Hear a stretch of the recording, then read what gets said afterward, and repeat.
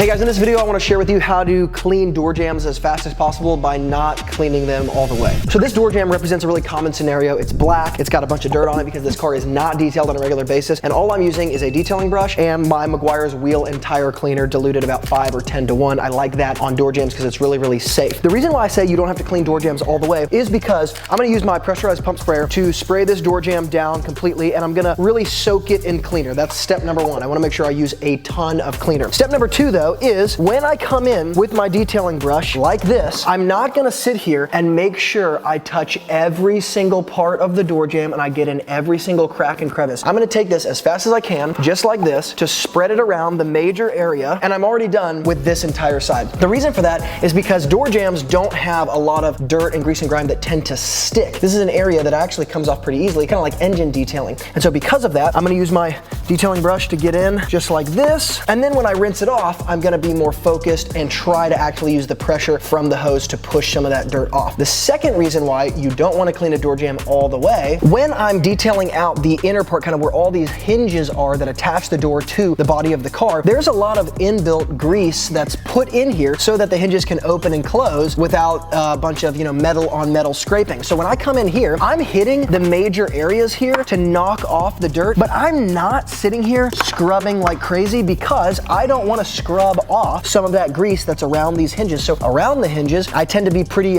careful here. And so I'm gonna use mostly water to clean this area out. Now you can also see that I've got a towel on the seat here because as I use the water to rinse this area, I've already cleaned a lot of the interior, and this keeps me from getting it on the leather itself.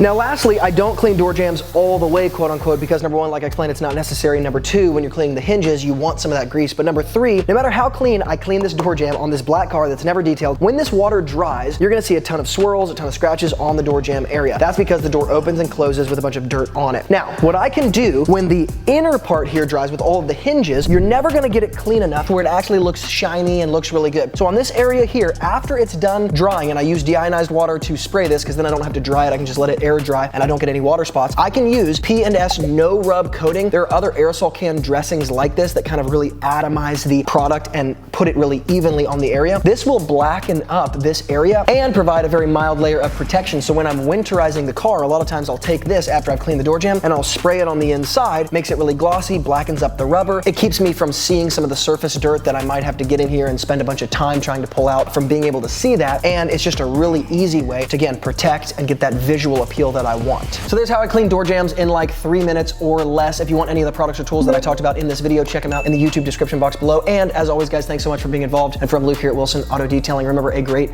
detailer is always learning, and I'll see you in the next video.